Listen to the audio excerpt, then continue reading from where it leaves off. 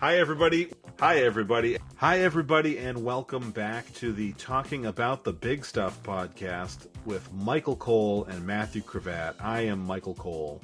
And I am Matthew Cravat. So, did you see what I called the episode, Matthew?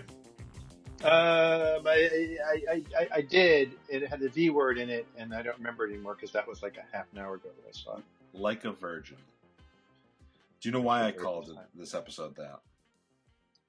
Because you like a virgin? Because of Reservoir Dogs. Because this episode is about the Madonna horror complex, and Reservoir Dogs is about how Like a Virgin is a Madonna horror complex song. Yep, because it's literally Madonna, and then it's just dick. Oh no! I put this guy. This guy's dick is so big, he makes her feel like a virgin. Yeah. It's such a funny line. Like it's yeah. So I apparently had this in our topics list for a little while, and I don't remember the initial reason why I put it in there. But today, I got a text message from Sarah, and it was a meme. And I'm gonna read you the meme. And this is what kicked it off for me, was that oh god, I'm in the wrong account. Sarah, here we go. While he's looking up, Like a Virgin is the title of the episode, but it's not the name of the restaurant. So it's too obscure of a reference. Sorry. It's just the name of the episode. But the episode is about the Madonna horror complex, not about virginity per se. But right. Continue, my friend. So so she sent me a meme. It was just it was someone's, text. No, you can't see that. Shit. Oh, it's white. I know there's text on the screen. Text meme, and it says, "In the middle of sex, he stopped to tell me that he loved me. Then he slapped my ass and said, 'Back to business. I'm going to marry him.'" And she sent me that.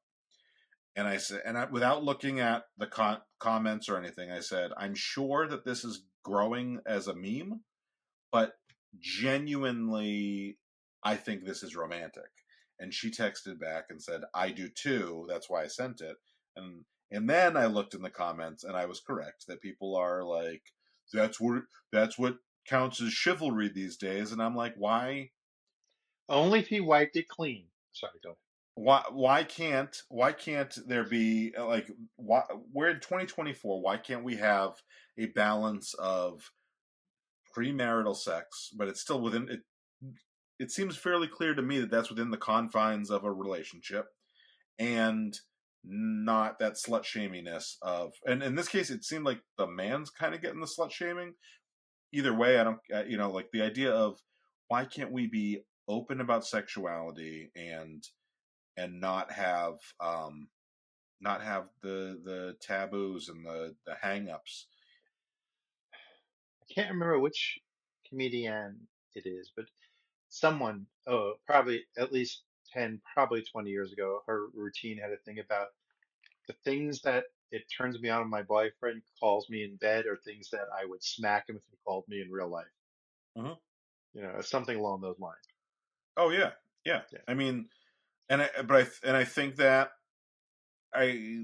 so I know that you and I have talked about this a fair amount, and obviously because you were raised with very sex positive or forward, or however we want to word it, parents who probably bought you condoms and everything else. The concept of sex being sinful didn't exist in my house. Yeah, like I Right. was never brought up with a negative thing about sex or sexuality. Yeah. For me, as growing up Catholic, with parents who were, they would talk about it a little bit, but like they would answer questions, but it was very clear to me that sex was for in marriage. Like that was made abundantly clear by my religion, by my family, by, everyone around me for a long time. And I will say that I had, for a very long time, an unhealthy separation. So, and without being ridiculous. Don't worry, you're never ridiculous. I'm always ridiculous. I Aristophanes, on the other hand, Aristophanes is ridiculous. And that joke is for like 5 fucking people, including Mikey, our stalwart listener who writes to me about episodes. So in 2 weeks, I'm going to get an Aristophanes text from him. nice. The amount of or what was I starting to say? Oh, so for me, we'll start at like puberty, like around puberty, and up until mid-20s. The women that I found, So for about 2 weeks. no, for Jesus Christ, it's so hard to get a thought going. Sorry to be um, direct. so I had a very separate idea of like Natalie Portman's my celebrity crush from when I was a kid, and Natalie Portman is I found her to be beautiful, and I wanted to marry her, and but the things that I wanted to do with her were like hold hands and kiss, and I never found her. I never thought of her sexually because she was innocent, and she was what? I'm just She's keep going. older than me. If you're about to make a comment. By 3 or 4 years. Yeah, yeah. She's a couple of years older than you. Yeah. So like, That's legit. so yes, when she became famous, she was young. I was younger, so this is Yeah, not yeah. like It's creepy. totally legit. Because I've said it to This people, is and me people and are Jamie like, Gertz. "Isn't she like 14 years old in that movie?" Yeah. And I'm like, "I was 14 when that movie came Right. out." This is me and Jamie Gertz. We're about the same age, and I was watching her in Square Pegs when I was in middle school, and she was in middle school, and it's okay. Yeah. I'm Okay. not giggling about that. I just have possibilities of where the story is going to go that are making me laugh. And if Oh, not, I have a question to ask you when we get to where the story is going. I So you're masturbating to Natalie Portman, and go I've ahead. never masturbated to Natalie Portman. Never once. I literally, and I said it came up recently because uh talking about the big was it talking about yes talking about the big stuff's Instagram got followed by Natalie Portman on Instagram, and it was very as soon as I clicked it, it was clear that it was a fan page. But we were Sarah and I are driving in the car, and I see the phone. She's driving. Don't worry.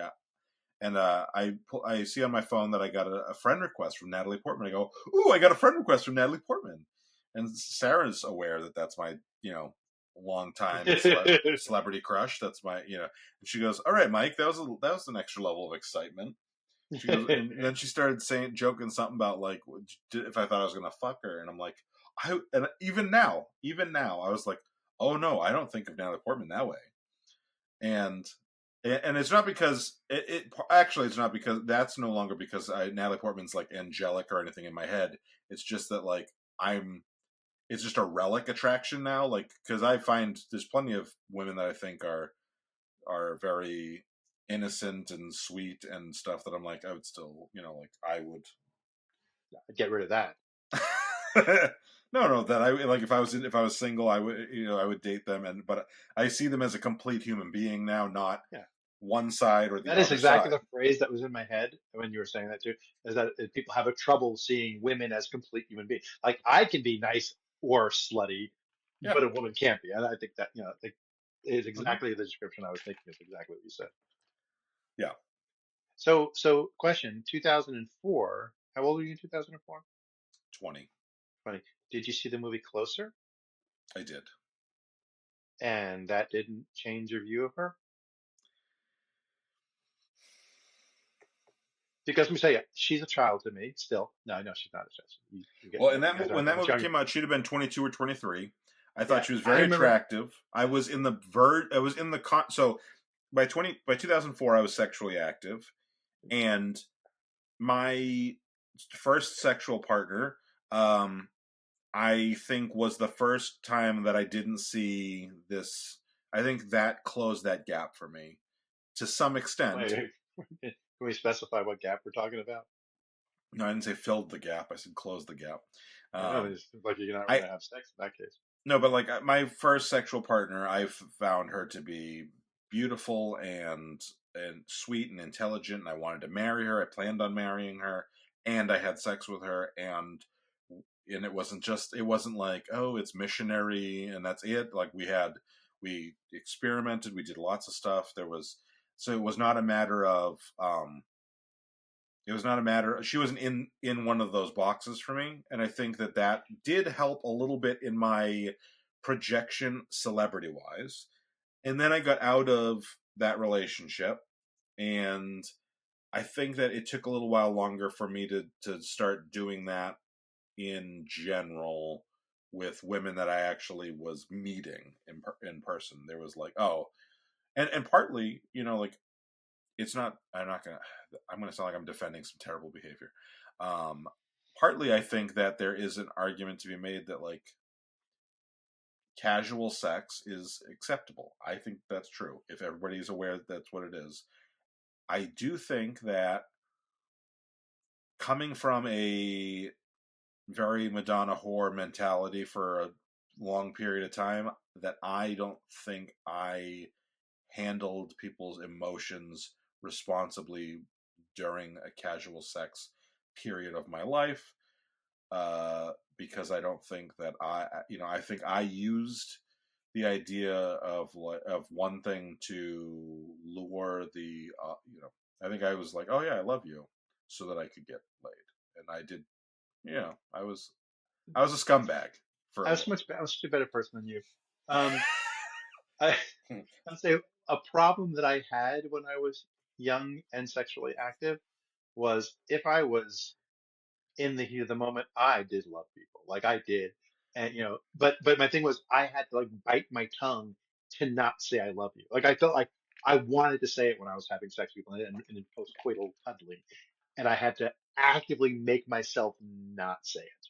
Yeah, And even when it was with someone who I was in an early part of a relationship with, and it wasn't like a one night stand casual sex. It was more like I'm not at the point where I should be saying I love you, and when I say I love you, it shouldn't be while we're both covered in cum. Like this is the wrong time to not the say it. first time. Yeah, it's the wrong time to say it the first time. That's exactly what I'm saying. Like it Yeah, shouldn't be because I'm uh, an adrenaline high. yeah, yeah. Um.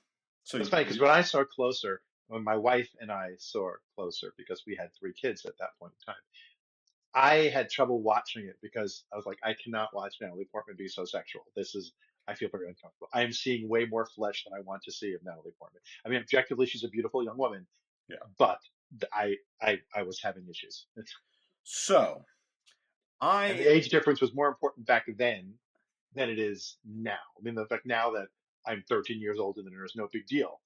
Being 13 years old then, but put her in her early 20s when I was in my 30s, not as good. I am an early adopter of IMDb. I've been using IMDb since like '98. I was very nerdy. I was I very cannot nerdy. remember a time when I've not looked at IMDb.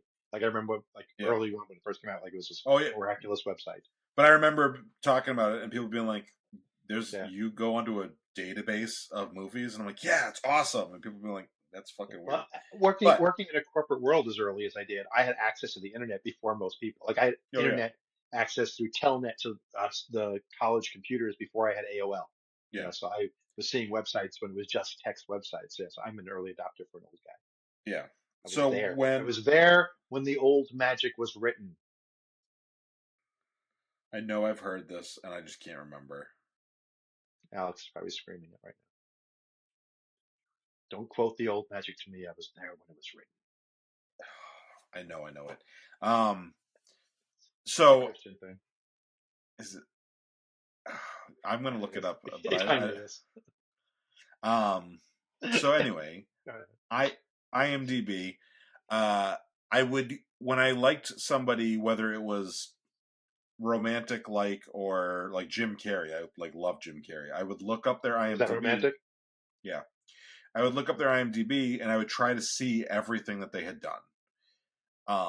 And so Natalie Portman. So when Phantom Menace came out, and I fell head over heels in love with Natalie Portman, I went on IMDb, and she doesn't have that much of a. She had 4 or 5 credits before Phantom Menace, but nothing. There's not too much, and some of it was hard for me to get access to because some of it was rated R.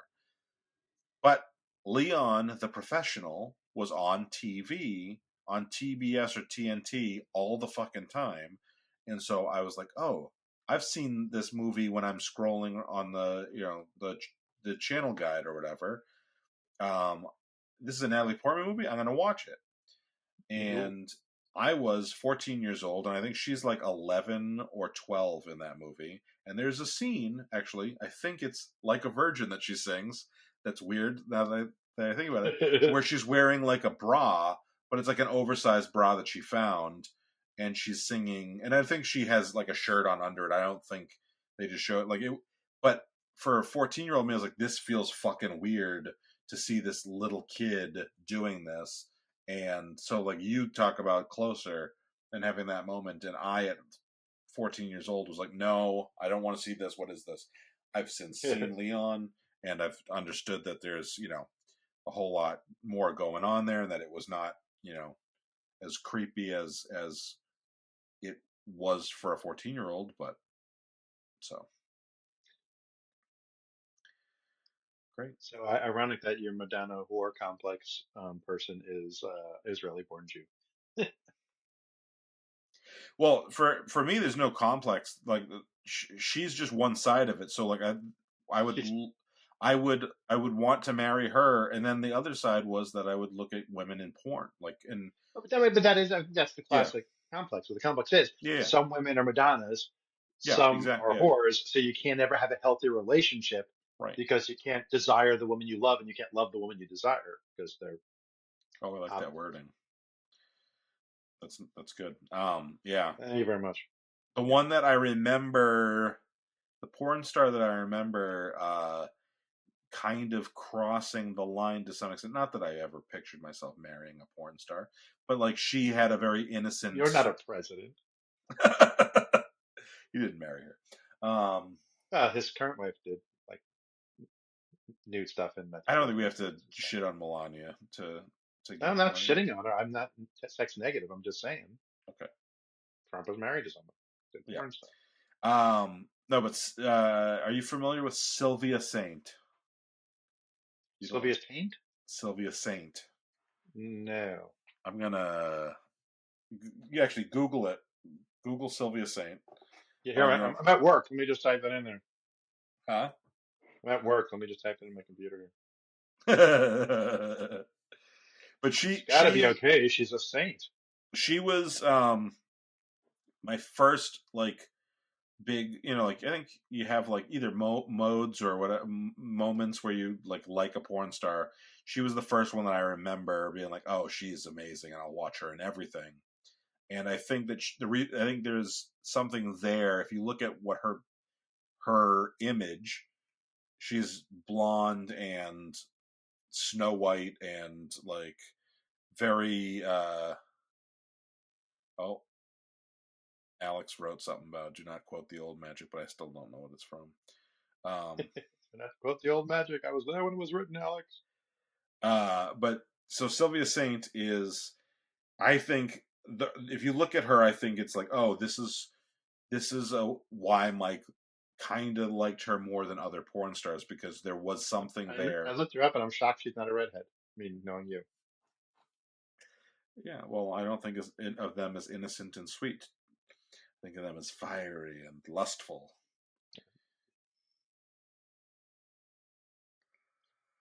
So Sylvia crossed the line because she looked like what you think of as innocent and sweet, but she was a porn star, so she wasn't. Yeah, She brought the two universes together for you.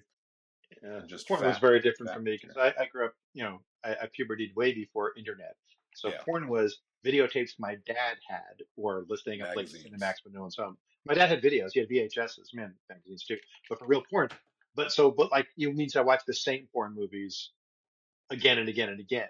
So Oh, like I like Kay Parker because we had Taboo and I watched it 400 times. I like Linda Lovelace oh because yeah. we had Deep Throat and we watched it 100 times. When I turned 18, then I had access, because even when I turned back. So the other thing you have to understand about porn in my childhood, without a credit card, is that you could get porn, but it was very limited. And I don't mean limited in. I mean it was limited in variety, but it was limited in clip size. So you were getting I'm sure you remember the days of like 10 to 15-second clips being like, oh, I got a 15-second clip. I could loop it for Oh, like it's a horse. It's like with a horse. Why did I download this one? no, but then I didn't have that problem. I got a friend of mine I never on watched Mr. Hands. a friend of mine sent me a thing saying this is the hottest scene ever, and it was a woman giving oral sex to a horse for 15 seconds, and the horse finishing in that 15 seconds.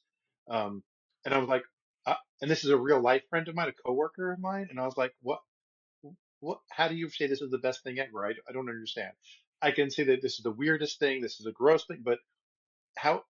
I'm afraid for your spouse. It's called the Donkey Show, Matthew. Um, No, it was a stallion. uh, This was not Fredo in Tijuana. yeah. Anyway, so I just think that there's, some of that. And it sounds to me like you have not had the Madonna horror issues that I have. Nah, I was in a hippie state of mind where, sex was just, there was years of when is it gonna happen? But it was, it, it's, it was definitely just, it's was accepted that, hey, I found Yeah. a woman girl who's into doing this, and cool. There was no negativity associated or ever. It was just, yeah. I had, now that I want to, now that I think about it more, one of the things that happened, going to personal, not to Natalie Portman, not to Sylvia Saint, but to girls that and I say girls because we were all under 18. For a lot of this, we were 13, 14, 15 when I was having, these crushes. I had these crushes on girls that I viewed as innocent, that were very pretty to me, but also that I thought they were innocent, and when I would find out that they weren't, it didn't ruin them for me, but it was such a weird. Then it became almost like oh that guy took advantage of you because you you blew him, or he fingered you, or whatever the thing is that I found out about through gossip, which sometimes probably wasn't true and sometimes was. It became like it made me feel like a hero complex towards those women, which I think, and I've told you before, I was like a proto incel. um I think that there's a lot of me being like, oh, if he respected you, he would never expect anything sexual ever from you. And uh, you need a nice guy like me. And there was a little bit there that created that feeling in me, and that I unfortunately expressed openly. Um, Sometimes, not always openly, but like I was not, these weren't thoughts that just sat in my head sometimes. They were like, I would talk to friends and be like, he doesn't respect her because he wanted to have sex with her. That's disgusting. Like, and there's projection in there too, because like obviously I wasn't respecting the people I wanted to have sex with. I was I was keeping them separate. But I am interested in seeing what you're googling. Yeah, I can't say it out loud. Oh, okay.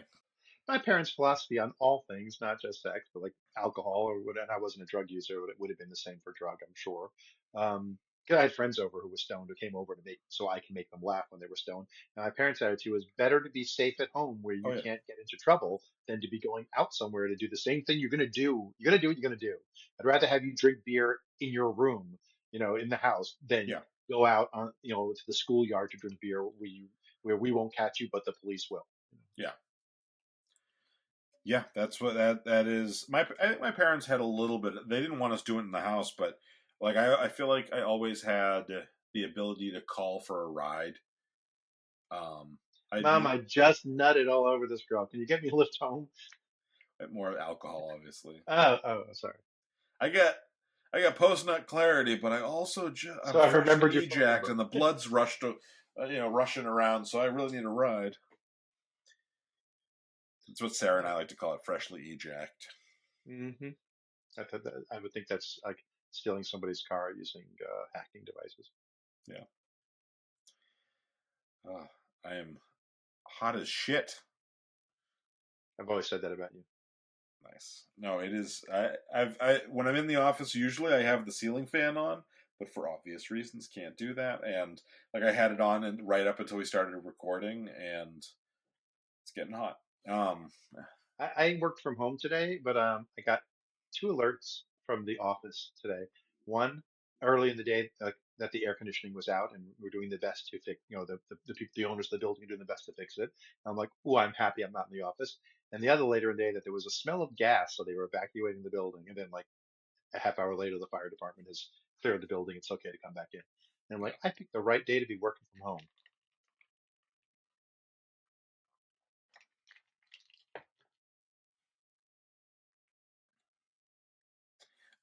You cut out for a second, so I'm sure that Oh, I'll sorry. enjoy that. I'm sure I'll enjoy that in the edit. Dave, Uh, nothing. We were just talking about work. did you get the alert yesterday about the nuclear? Wessel. And you're That's cutting a out quote again, too. It's a quote. huh? It's a quote. Nuclear Wessel. Yeah. It's over in Alameda. Yes, it did. That Shearson Harris had an alarm go off, but it's nothing to worry about. No action be taken. You murdered your children for nothing. I don't want No, them to what be I was, mutants. I really did. Like I saw it, and I was like, they would tell us not to panic if something was happening because us panicking isn't It's going to too help. late, so there's no reason to panic. It's not going to help, and then we're just going to tie up the roads for anything I they need. I knew a guy who used to work there. There's a guy who worked in the desktop support at a company. Who the way I found out that he used to work there was he was working on my computer, and there was a door next to the entrance to my office that went to another building, and it was an alarmed door if you didn't use your badge to go through it. And people in that building, you had to use your badge to get in, but because of fire hazard, you can always exit without using your badge. You want someone to die because they didn't have their badge. And but it would set off an alarm, and the people there just all the time just walk through and set off the alarm because they didn't care. They wouldn't take the half second for one of them to swipe their badge. They would just walk through the door. And, so I ignore it because it went off all the time. And all it is an alarm for security to come and check the door or whatever, right? So this guy's working on my computer and that alarm goes off and he jumps out of the chair and has like taken 3 steps to my door before he stops, slowly turns around and goes, I used to work at the power plant. And when an alarm goes off, the rule is start running until someone tells you you shouldn't be running. That's like, just the door, dude. And all I could think of is, the beginning of The Stand, where the way the disease gets out of the military base is. You never read The Stand? That would Oh, take me a Michael, year. Wojcik. Oh, it would. It would take you more than a year. But the way the disease gets out of where it's being studied into the world is that when the alarms go off, one of the gates, there's a 5 second delay before it closes. And one of the security guards, like, I don't want to die here. And he jumps in his car and drives to the gate before it has a chance to close. And he's already infected. So that's how the infection gets out to the world. But it's just because one gate closed too slowly. Probably the work of the devil. Because, Probably. well, I mean, in the book, God and the devil do play a serious role. Oh. Back to Madonnas and Just whores. fucking angels. So So it's let me ask. funny is because I have struggled in my sometimes with the I don't like negative terms used for women even in sexual context unless I know it's contextual. Like I'm okay with what I say to my wife during sex, but like if you're looking at a sex website and it's like four sluts and the guy, I'm like I don't want to see that video even because you're saying that. Like I don't like that description. Mm-hmm. And I'm always like, I think women doing porn should be described as goddesses. Like that's the right word. Like I think angels, goddesses, like compliments, not negative. People within the relationship call it each other whatever they want, but I don't like the idea that um the descriptors you use are automatically negative. Yeah. Yeah. Um.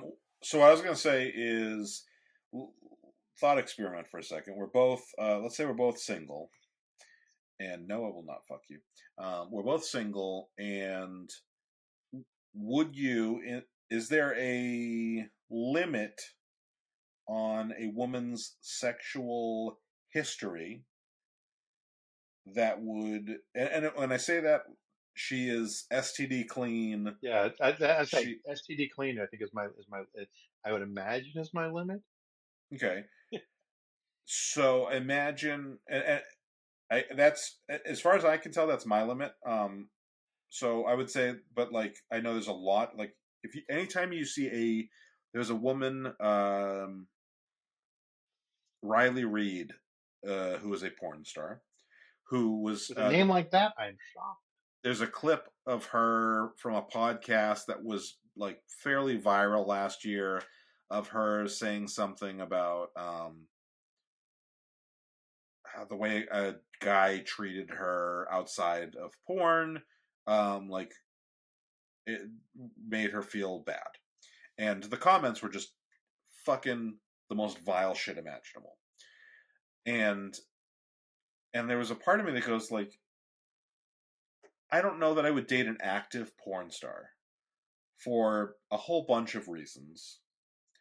But like if I was single and I met a woman and she was like, "Oh yeah, I did porn," and or even if I was like, "Oh, I've seen that woman in porn," like regardless, if she was no, because I'm not sure that I want to do I don't know that I need monogamy, but I don't know that I want, like, that's why I say I wouldn't want to date someone actively in porn.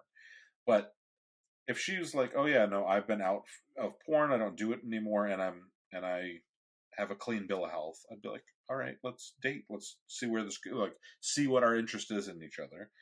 I'm sure that I would not necessarily. I never behave perfectly well, so like I'm sure I would not like do everything right, and but I would hope that I think I would treat her like a human being and treat her like I would any other woman that I was dating now. And that's why I asked this question, because I think that there's like a bunch of guys that were like, anytime there's a woman with any sexuality, including like the Hawk 2 girl, uh, people are like, "You've ruined yourself for your future husband," and I'm I like, don't think she's ever given a blowjob to a girl because no one hawks up a loogie when they're giving a blowjob. Like okay, that. we do I think not talk she's shit about pretending. America's sweetheart on this. I'm not talking shit about it. I just think she is putting on an act.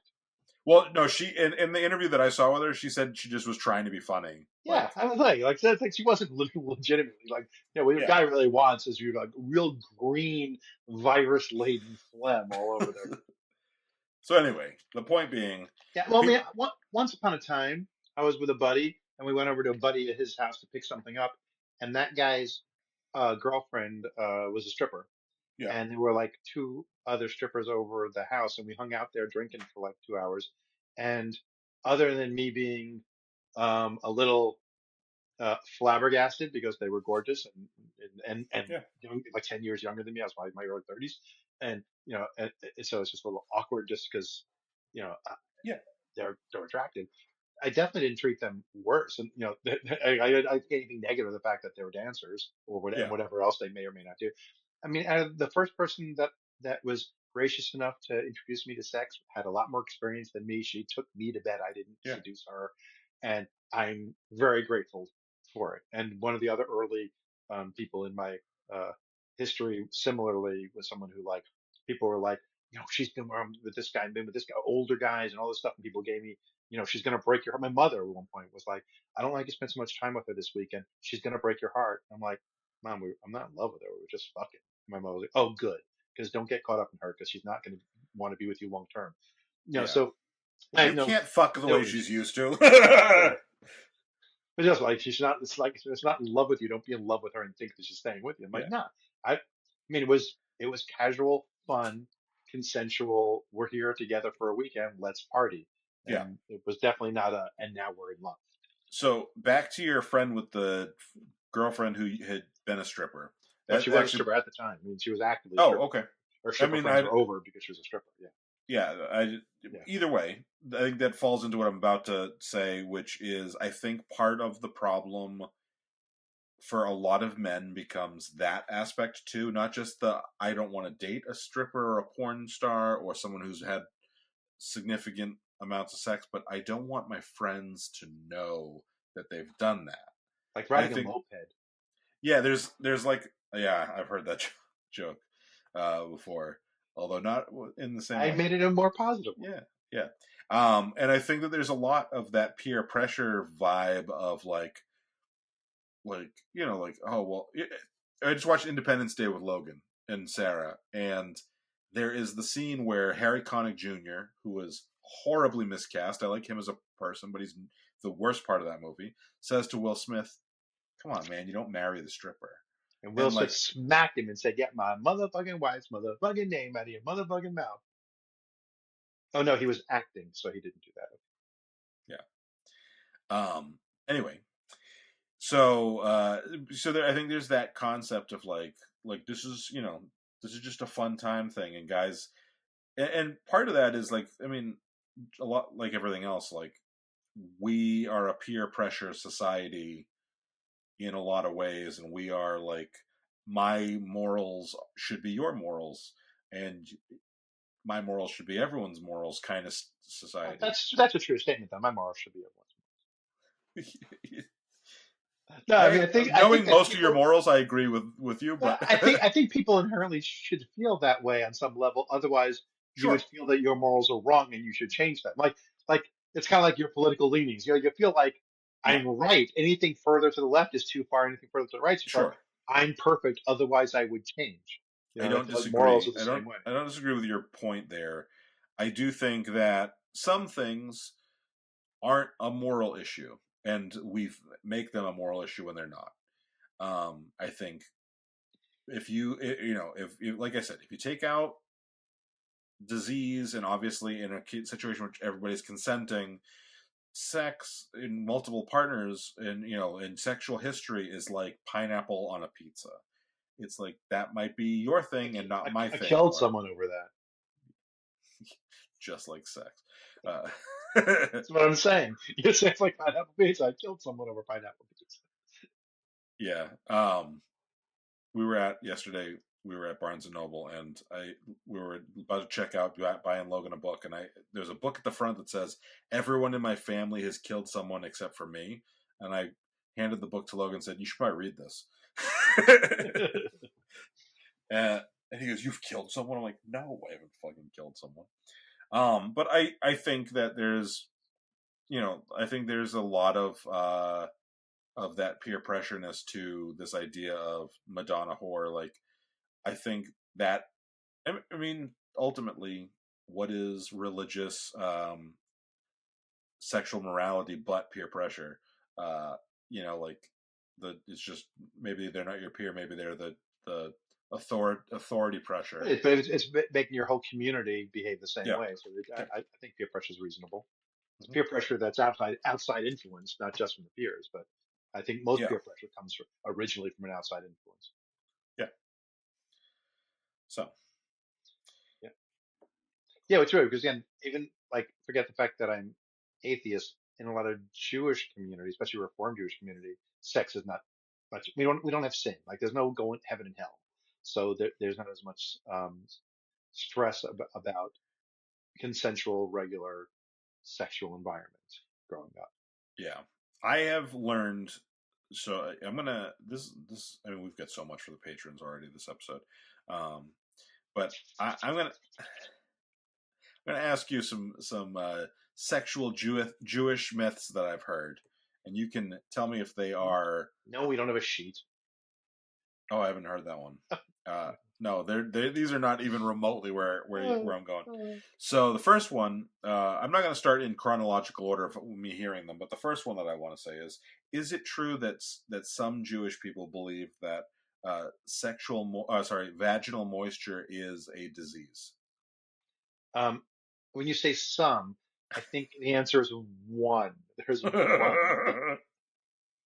Is there any of this that will go out to non-patrons? Uh, Sure, sure, sure. I don't know. That recording me always thinks that, and then editing me is like, I don't want to fucking cut that. Um, all right. I think that we kind of covered the topic pretty well. And your belly would come. Okay, I do have a good The patrons have not been getting as much lately, so the patrons are gonna get a good amount today. That's because you know why? Because I see the patrons either as Madonnas or whores. So I don't. Either way, I don't know how to give them what they need. So anyway, same girlfriend. Uh, Uh, this is like weeks or months later. We're at this point we're mouthing each other quite a bit. I don't know if we were already fucking at that point, but she's giving me a mouth hug, and when you get close, you lose certain muscle control, and I let out a little fart, and I apologized the way a gentleman should when he farts that close to his lover's mouth. And and she by thought that you my mean you grab the back of her head and hold her there, no, let her bask in it. no. I just apologized, and she thought that was fucking hilarious. But at this point, I am basically coming, and so she's like, and then I fire hosed us both, and we sat there laughing, covered in my seed, for a couple minutes until we So you calmed were coming down. and going at the same time, pretty much. Yeah. So thank you, patrons, for listening to that. Yeah. If you're not a patron, you just missed a great, It was a great little gas. story. That story was a gas. Okay. So, do we want to start with the outro? We can start with the outro. You wrote one, didn't you? But yeah, I don't like it. Okay, And then I'm going to tell you. Listen, if you're one of the people right now who's masturbating furiously while watching the live stream, congratulations, you saw the unedited version. You got to hear the unedited version. The least you can do is like the video you just watched and make a comment beneath it, just so we know you did. But if you're watching a recorded video of this, I'm sorry that it was about 30 minutes shorter than the live stream was. But if you enjoyed it, go ahead and like the video. If you didn't enjoy it, screw it. You're here at the end. You listen to the whole thing. Like the damn video. And go ahead and make a comment about the video. Um, share your most embarrassing sexual story. Why don't you? And then go over and subscribe to the page if you are not already subscribed. Ring the ding-a-ling bell so that you know when these ding-a-lings have released a new video. And do not quote the old magic at us. anyway, I feel like you didn't mention enough. Like he means by page and subscribe. He meant YouTube, our Because I channel, said video, and that's where you watch the video. or on Nobody's on our homepage watching the video. or Patreon. Uh, anyway, On so Patreon, you go already know who we are. You don't need this shit. right. So for all of our listeners Get who my are listening or watching vodka. post, for free, you could get the live stream for $1 a month. What? And that's 4 live streams, possibly 5 live streams a month for $1 a month. We'll be live streaming now on Patreon, just because it was easier. And if you are listening to the podcast on any of our podcast apps, thanks. That's great. If you want to give us a like or a thumbs up or 5 stars or any other, mode of recognition, we would really appreciate that. A review is great. And if you want to do something more than just support us in that way and you want to support us with money, We like money. like I mentioned before, we have some options. We have the $1 option on Apple Podcasts, which allows you to Pay a get dollar on Apple to Podcast. yeah, it allows you, if you subscribe to the podcast on Apple Podcasts for $1 a month, you'll get all of our episodes 4 days early. And if you don't want to use Apple Podcasts, you can go on patreon.com/talking about the big stuff. And we have 3 options for you. We got the $1 option, which is the same deal I just mentioned, but it also allows you the live stream access now. And we have the $3 option, which gets you some of that filthy goodness that Sweet, dirty stories. yeah, especially on an episode like this. There's gonna be a good There was amount a of lot of content on splatter. there There for was you. some splatter. It was like being at SeaWorld. There was a splash zone. Yeah, and then for the $10 patrons, If we give you, I wouldn't say everything, because there is some stuff that you just like. There's the ums and ahs that I sometimes cut. So unfair. But ultimately, you're going to get the most there. You have access to the live stream. You get the video on the less censored video version. So when Matthew does something, he did a fisting motion earlier in the episode. You can see it when he does any kind of filth like that. When he accidentally knocks his own headphones off while pretending to muff dive. I don't even know if you can hear me right now. So anyway, there's options. That's what I'm telling you is options. Uh, Patreon is a great spot to go anyway to subscribe, even if you don't want to pay, because there's a free option. Um, it it will help us and support us, and and then you can see when stuff is going live, and if something looks cool, you could subscribe then because you are a subscriber. You can up your subscription to allow that. So Yeah, so instead of directly subscribing in your podcast caster of choice, go to Patreon, do the free subscription, get that RSS feed, and paste it into your podcast search bar and yeah, subscribe that way. You get the same pod that you would otherwise get, but we get a little more credit at the Patreon level. yeah. Anyway, Matthew, you got anything to finish us off with? Um, I'll I'll finish you off, but don't stop too early. I was going to say thanks to everyone who stayed around this long listening to us talk about the big stuff. And no matter how much you like your stuff big, I will not judge you for it. The preceding podcast has been a Chocolate Diamond Media LLC production. Copyright 2023, all rights reserved.